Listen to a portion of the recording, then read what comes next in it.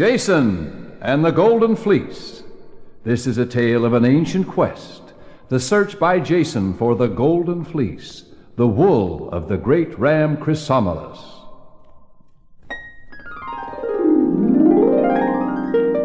In the land of Iolcus, in ancient Thessaly, there lived a king named Aeson. He had given his crown to his brother Peleus on one condition, namely, that Peleus should hold the crown only until Jason, the son of Aeson, came of age. Jason was a fine young lad, upstanding, well-bred, and handsome. He had been reared in a lonely mountain cave by the centaur Chiron, a wise old teacher, half man and half horse, who had raised Jason in the heroic tradition, training him in all the manly arts. When Jason came of age, he left Chiron and went to Iolcus to reclaim his father's throne. On his way, he encountered the goddess Hera, disguised as an old woman. He carried her across a river safely, in spite of the fact that she grew heavier and heavier as they went. Won the favor of the Queen of Heaven, who promised to help him regain his father's throne from his uncle Peleus. When Jason arrived in Iolcus, people gathered around the handsome young stranger, wondering who he might be. Jason had lost one of his sandals in fording the stream. And when King Peleus saw him, he grew pale, for he recognized his nephew Jason and recalled the prophecy of an oracle that a youth with but one sandal would one day cause his undoing. Feigning friendship with Jason, Peleus secretly plotted to do away with him. Welcome, Jason, to your land and your throne. Let us rejoice, eat and be merry. And after you have eaten, we will speak of the noble deed you wish to perform, to show you are worthy of being king. After they had eaten, King Peleus spoke again. On the shores of the Black Sea, Jason, in the kingdom of Colchis, there is a dark grove, wherein grows a tree with a special branch. On this branch hangs a shining golden fleece, as bright as the sun itself. Bring me this golden fleece, Jason, and the throne shall be yours. Now you may be sure that King Peleus never thought that Jason would ever return alive, for he knew that a never-sleeping dragon was guarding the fleece. But what King Peleus did not know was that the goddess Hera had sworn to aid Jason. Give me only the timber and men to build and sail a sturdy ship, King Peleus, and I'll set out at once.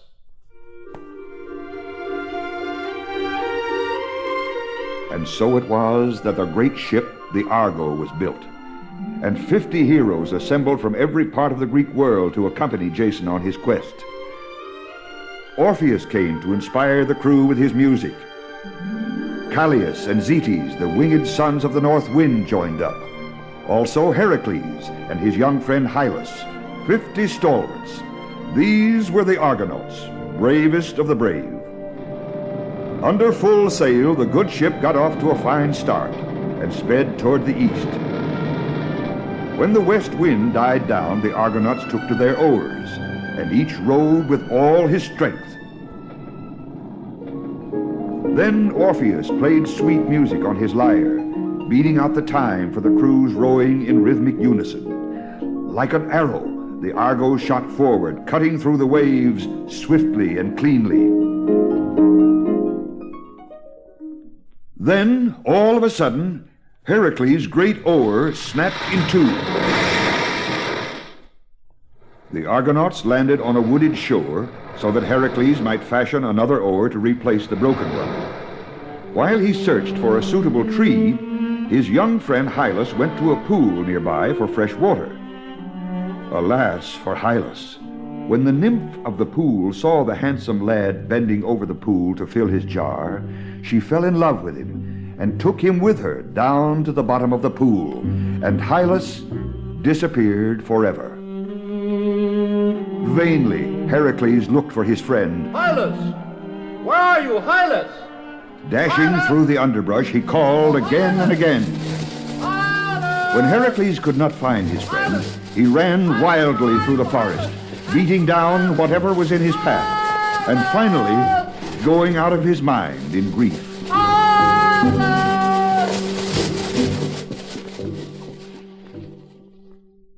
Realizing that Heracles was struck with madness, the Argonauts feared for their own safety, for there was no telling what the powerful Heracles might do. Hastily they boarded the Argo and set off without him, continuing their course toward the east, till they came to a kingdom whose ruler was known widely for his wisdom and great knowledge. They stopped to ask the way to Colchis, and were amazed to find the king in a sorry state indeed, so weak and thin from starvation that he was nothing more than skin and bones. Amazed, they learned that the Harpies were to blame. The Harpies? They were horrendous birds with women's heads and disgustingly fat. Every time food was set before me, they swooped down and devoured it completely. What's more, what they left me was so disgustingly befouled and filthy that it was not fit for eating. Yet no one in my entire realm has been able to keep the Harpies away. Feeling sorry for the starving king, the Argonauts told him to have his table set as usual. When the Harpies swooped down, Zetes and Callias, the sons of the north wind, took to their wings. Since they could fly faster than the Harpies, they soon caught them and whipped them so soundly that they barely escaped with their lives. The Harpies flew off to the south and never returned again. Now the famished king could eat again, and for this he was everlastingly grateful and could not thank the Argonauts enough. He told them of the dangers they would encounter, especially the two great moving rocks that would roll apart and clash together, crushing whatever came between them. The Argonauts took the dove that the king gave them and set sail for the passage. Even from afar the din could be heard, and the heroes trembled as they drew closer, and soon the clashing rocks came in sight. When the rocks rolled apart again, Jason released the dove, and like a dart, the bird flew between the rocks. Just in time. Only the very tips of the dove's tail feathers were nipped off. The Argonauts knew then what space of time they had to sail between the rocks. Jason shouted, "All men to the oars!" When the rocks separated, the men rowed as never before, and the Argo shot ahead. But only the tip of the stern was caught, and when the rocks again rolled apart, they then stayed fixed and firmly anchored. The spell had been broken, and from then on, ships could enter and leave the Black Sea in safety.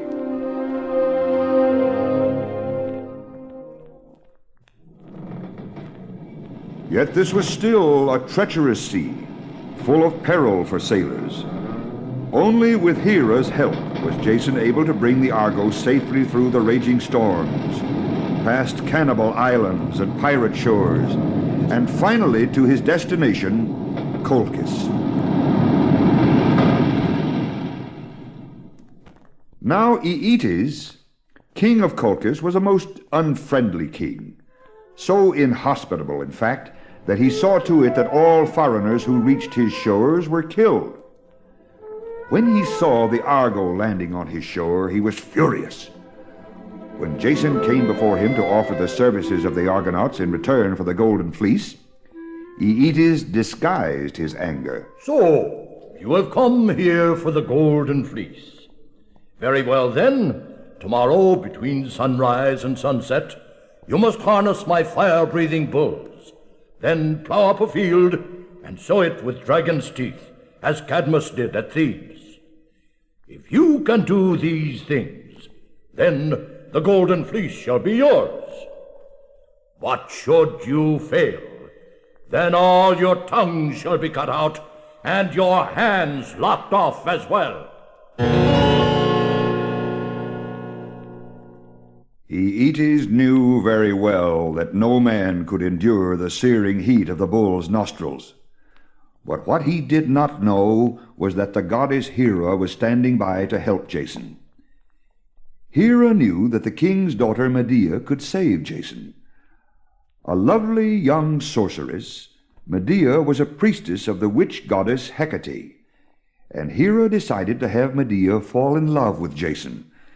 She conspired with Aphrodite to have her little son, Eros, shoot one of his arrows into Medea's heart.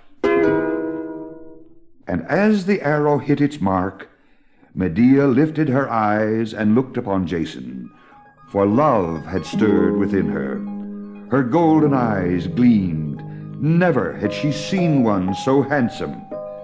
Then and there she resolved to save Jason from her cruel father. Medea went to Hecate's temple to ask the witch goddess for help. I implore you, Hecate, show me how to save the hero Jason, for I do love him dearly. Hecate heard her prayer and gave Medea a magic salve so powerful that neither fire nor iron could harm one who was covered with it. Medea took the salve and in the dark of night sent for Jason.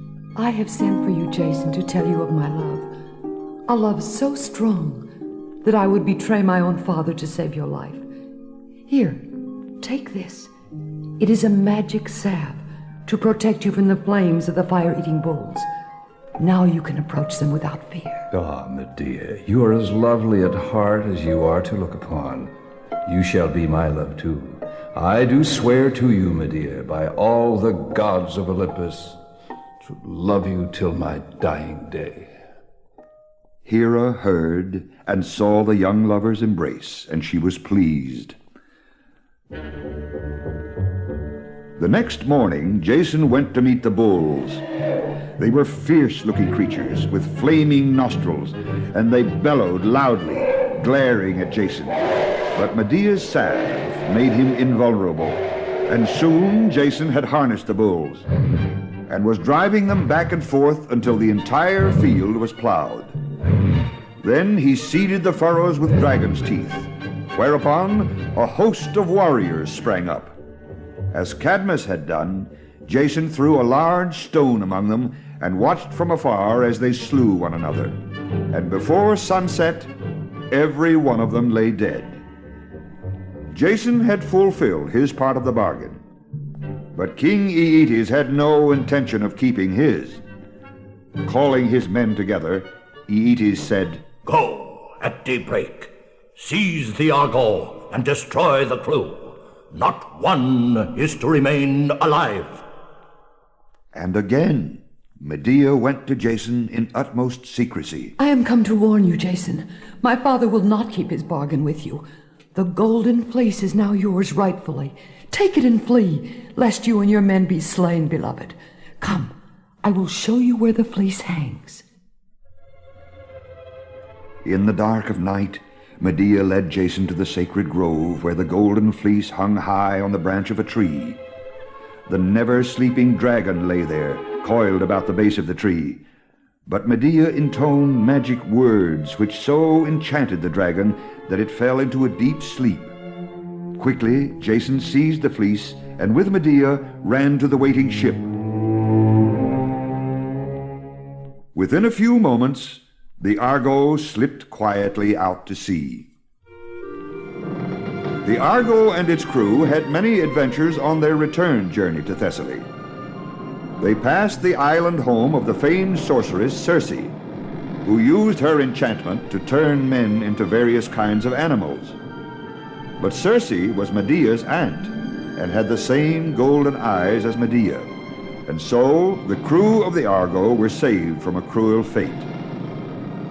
They passed the island of the Sirens, beautiful women who sang so enchantingly from the cliffs that the sailors who heard them dived into the sea and tried to swim to them, only to drown or to die of yearning on the rocks beneath their feet.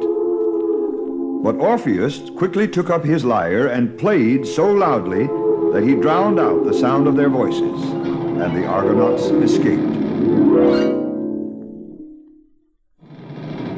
On the last leg of their voyage, the heroes were helped by the playful water goddesses, the Nereids, to avoid two weird monsters Scylla and Charybdis, who guarded a narrow strait. The one, a cave monster, tore ships to pieces. The other, a whirlpool, swallowed them whole. At last, the shore of Greece was sighted, and the crew cheered wildly, for they had been away for many years and were quite homesick. As they neared the port of Iolcus, a fisherman hailed the ship, calling, Ahoy there, Argo! I would warn your leader, Jason. Peleus has word of your return and plans to kill Jason. Jason was deeply downcast at hearing of his uncle's treachery, but Medea was enraged. Her golden eyes flashing with anger, she went ashore alone ahead of the others. Then Medea disguised herself as an old witch and entered Iolcus, calling out that she had magic herbs for sale that would make old people young again. Herbs here! Buy my herbs to make old creatures young again.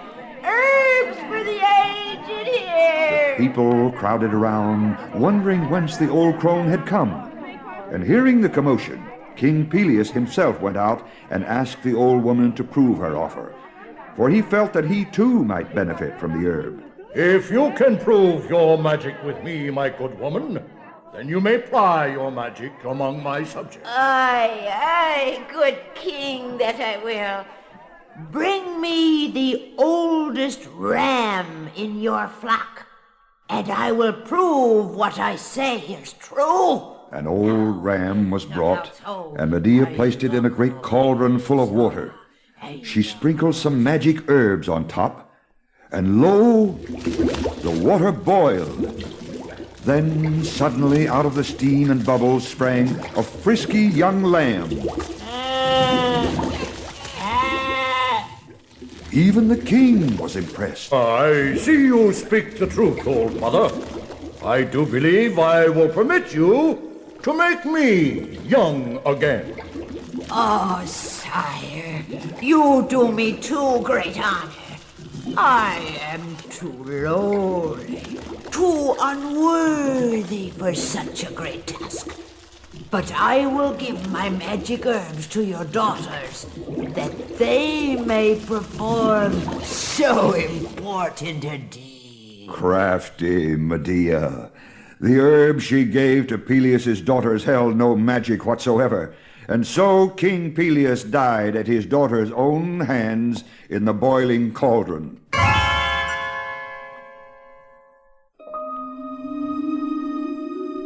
Now the throne of Iolcus was Jason's. But Medea again had committed an unforgivable crime, for she had tricked innocent daughters into killing their own father.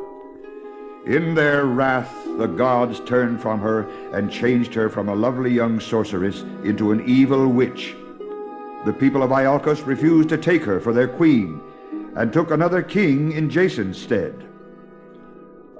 With the loss of his throne, Jason also lost his love for Medea, completely forgetting that he had sworn to love her to his dying day. When Jason asked Medea to leave so that he could marry the princess of Corinth and inherit her father's kingdom, Medea was furious and turned to evil sorcery for revenge. She sent a magic robe to Jason's new bride, truly a beautiful gown, but the very moment the bride put it on, she went up in flames, and so did the whole palace.